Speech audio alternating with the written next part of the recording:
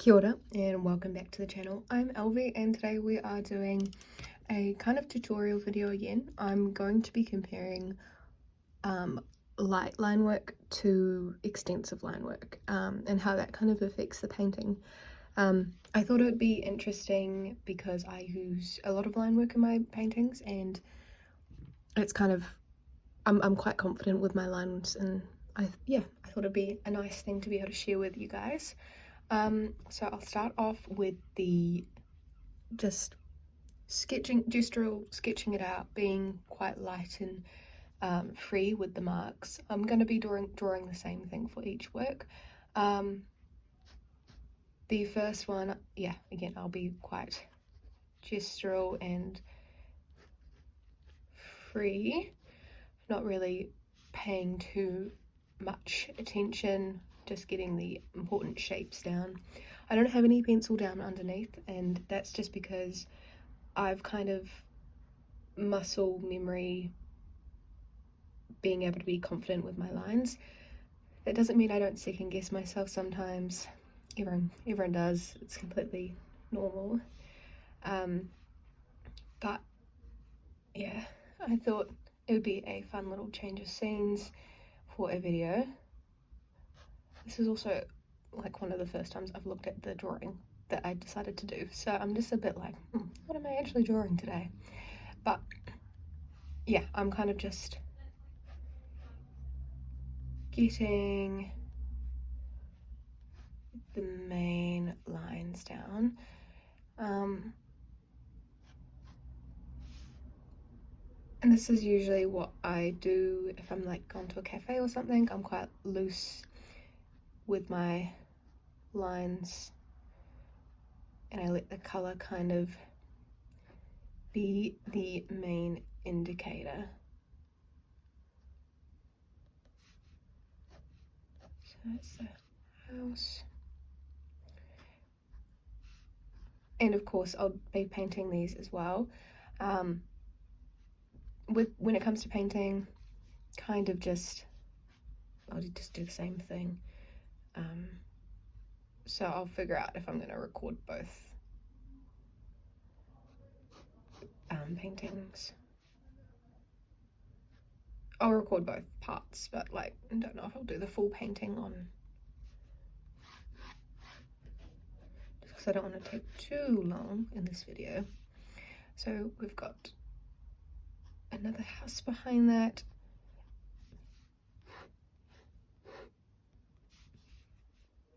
I guess maybe it's more like this one, I'm just being a bit more fast paced, whereas the next one I kind of take my time a bit more. So I can like think it out a bit more and place things a bit better. But oh, I'll figure out the title. Kind of got a road here.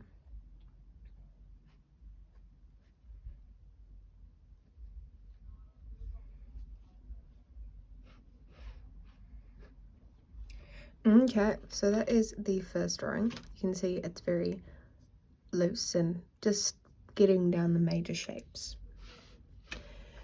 And as you can see, it didn't take me long either. So this next one, I'll be right back. I realise I'm left-handed, I didn't want to smudge it or get my greasy hands on it, so I've covered it up. So I'm going to start in the same, maybe I'll start in a slightly different area. So this one I'm going to take my time a bit more, kind of think it out a little bit and be a bit more sure of myself. And this one will definitely take longer with the lines.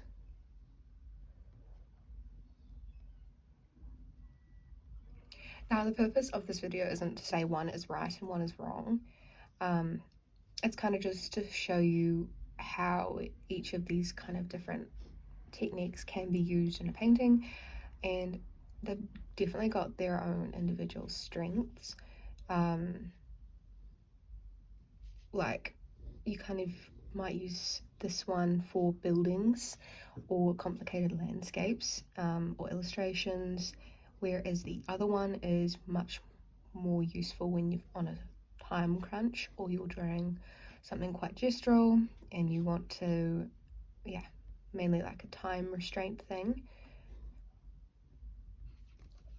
They're very similar techniques, like they're both using the pen, and I use the pen in kind of like the same way.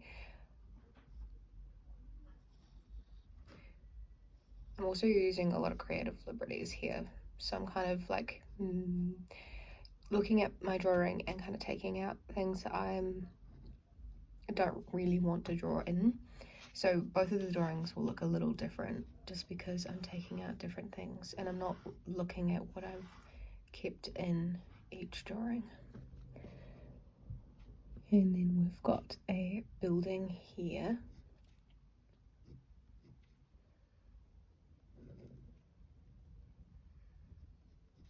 I'm just being a bit more deliberate with my lines.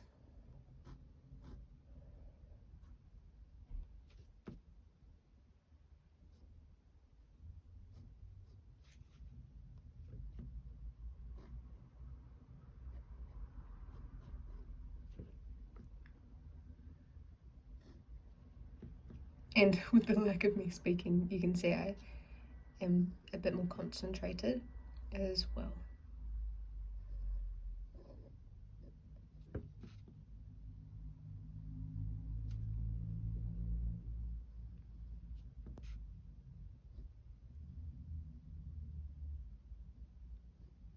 Your like lines will probably look different from mine because it's very unlikely we've got the same style, and we just look at an image differently and take different information from a scene, and that's okay.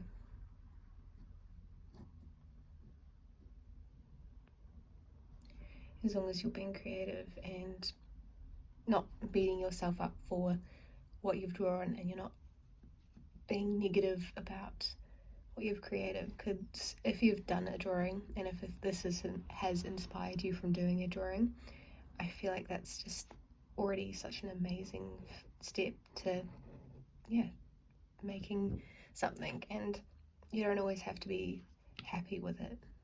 I feel like there are plenty of times that I was not happy with the painting I've done, but I'm still happy that I did it, you know? So we've got another building here. You can also see as I'm getting used to the image, I'm kind of executing it differently. Like I'm starting from one side and moving along, because I've realized while drawing the other one, I care more about this detail over here than what's happening over here. So I'm starting with the most important things that I want to keep in the painting.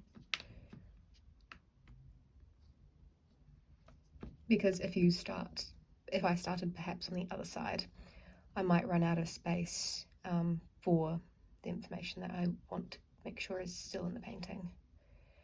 And it just wouldn't look quite right because I'd be cut off at a weird spot.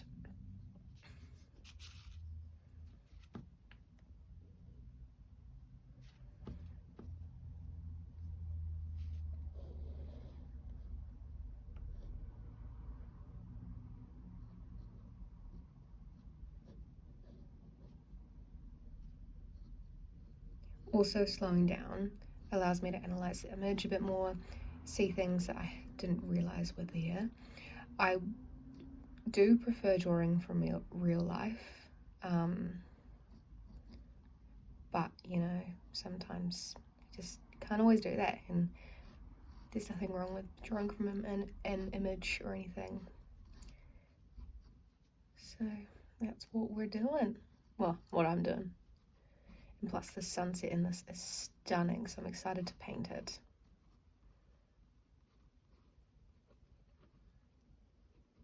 Now that even this image, I'm not taking the most amount of time I possibly could, but I'm taking more than I usually, like I'm taking a bit more time in consideration. You could go a step further and like take even longer.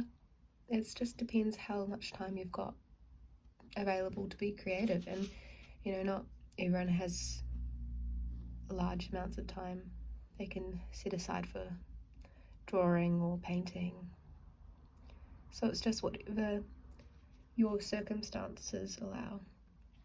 And just doing a drawing is amazing. That's like a great start, and you should be proud of yourself for getting that far. Because yeah, starting is definitely one of the harder parts of creating. Now, I didn't draw this one in the last one, but there is actually so many cars on the street. But I'm slowly getting myself comfortable to drawing cars, but they're still, I find them a little difficult, so they're not my favourite thing.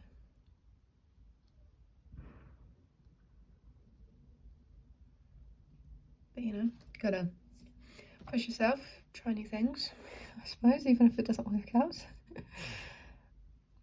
Here's also a few more lampposts on the street. So many like lines that kind of go across the road. It's quite cool. You can kind of see it through the tree a little bit. And then there's another tree down here. The tree's beautiful colours because of autumn. They're turning orange and really pretty. Yeah, this is kind of the end of the street. I can't quite see what's happening, so I'm kind of making it up a bit, but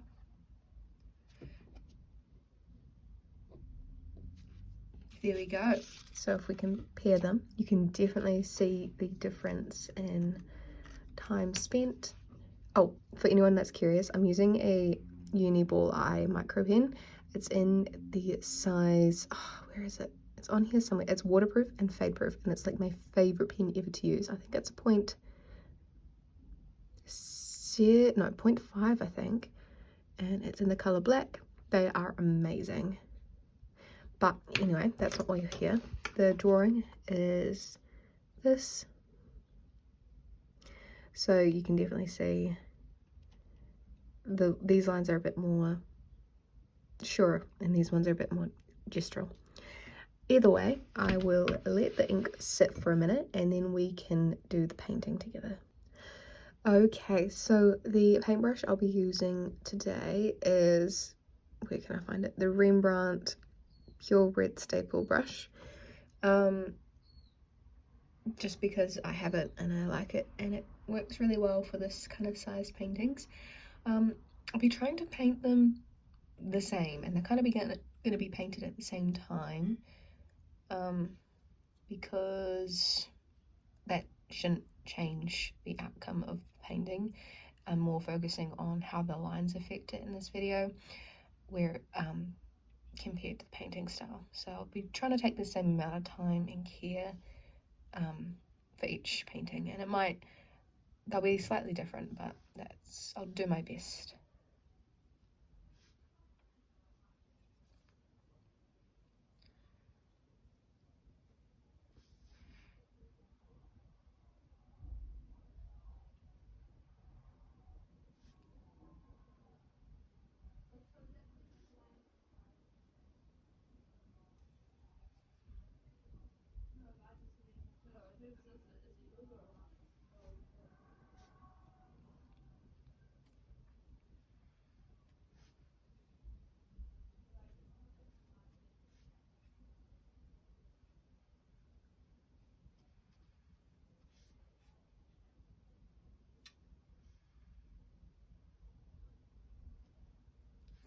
So I'm doing them interchangeably. That way I can kind of use this, work on the same areas at the same time.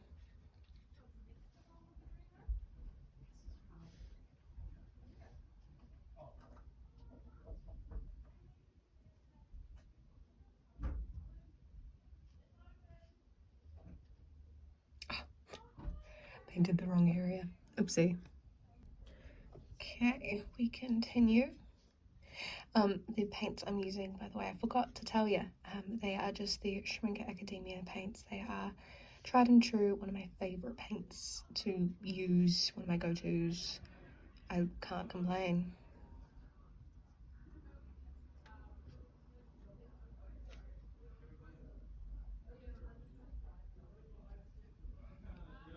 And then we've got kind of the sky going out to a beautiful red colour.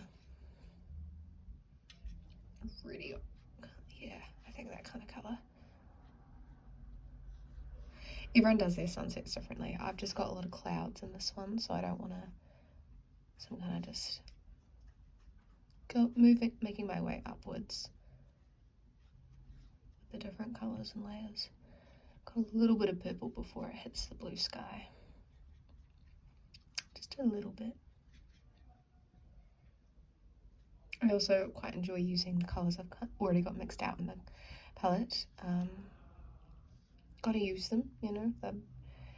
It's surprising what they can do to a mixture and how much they can improve it. So I've got the sky colour, maybe a bit more phthalo.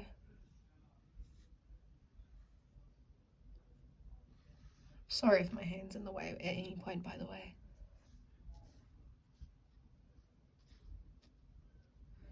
So there's the sky for both of them. I kind of want to add a bit more vibrancy though, so maybe I'll give that a go. There's a bit more of a vibrant colour down here. The skies will definitely look slightly different from each other, and that's alright. Yeah, too much yellow. Oh no. That is the only problem with using such a small brush, is that it's a bit harder to hold compared to like a longer handled brush. I do love this brush though. It holds a great amount of water in it. You know, works great for watercolour, so you know, can't complain at the end of the day. Lucky to have good supplies. So I'm going to call that as the sky, and then we'll move on to the road so that it won't bleed into what I've just done in the sky, because I want to let that sit, but I don't want to just paint to nothing, you know. So we've kind of got, this is 2 greens, I'm going to add a bit of red to kind of cancel out all that green, and that kind of helps create the grey that I'll just do a very light wash of on the road and footpath down the bottom.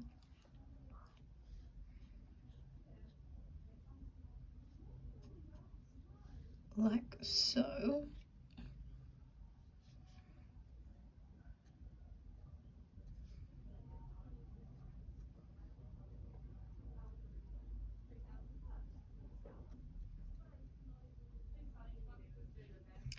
There we go.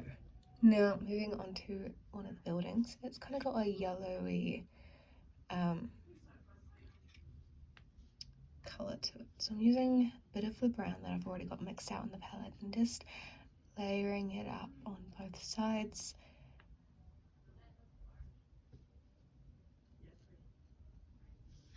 And then same over here.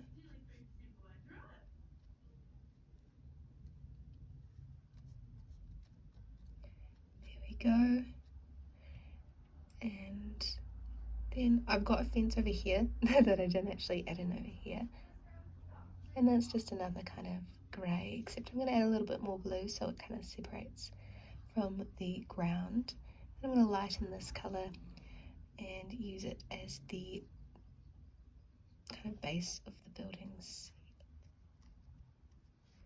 I also dabbed down that building so that I didn't have the sky bleeding into one of the buildings, which wasn't the smartest decision.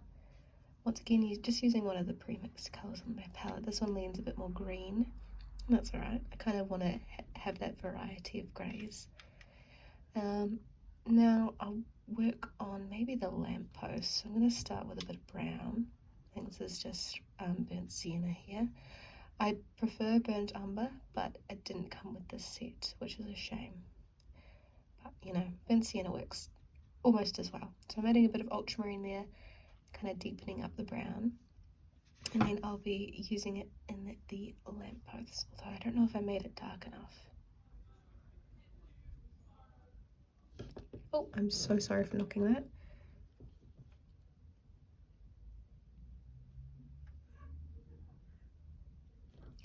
And there's another lamppost back here.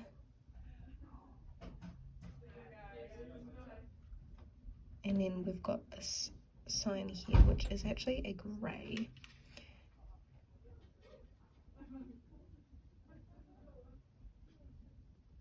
So I'm just going to mix up that with a bit of the turquoise and a bit of red. If you guys want a video about how I make all my different greys, I'd love to make that if it's something that's interesting to you guys. If not, I won't bother. I don't want to make videos that you guys don't enjoy watching. I do, like, I wouldn't mind either way if I made that video or not, you know? And then I'm going to make it a bit dark. I'm going to use the black here, but I'm not going to mix it with a colour.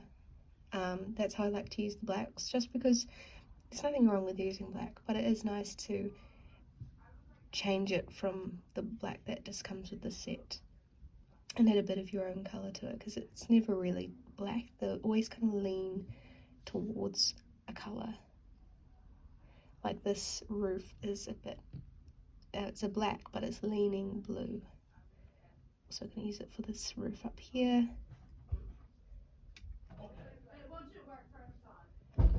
And then in the window, I'll use a little bit of very, very light green for the curtains. Trust the process. I swear it's there. Now that this road layer's dried a bit, I'll add a bit of shadow in there with just the colours on the palette.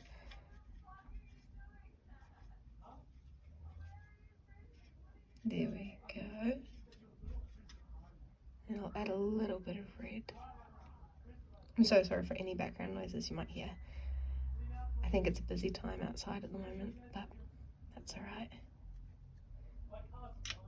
And then a little bit of red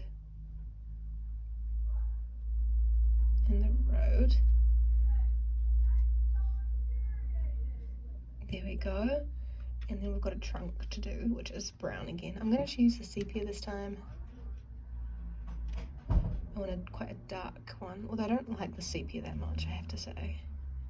Just a bit of the black in the trunk and some of the branches as well.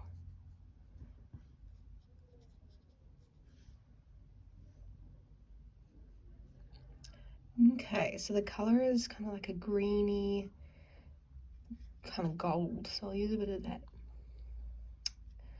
yellow ochre as well. It's kind of a lot of random colours. I'd say that's actually pretty accurate. Okay, so I'm just gonna dab it in, and I'll mix a little bit of green into it when I've put this layer down for both of them. I'll also use this for the tree in the background. And then we'll add a little bit of yellow, green to the mixture, sorry.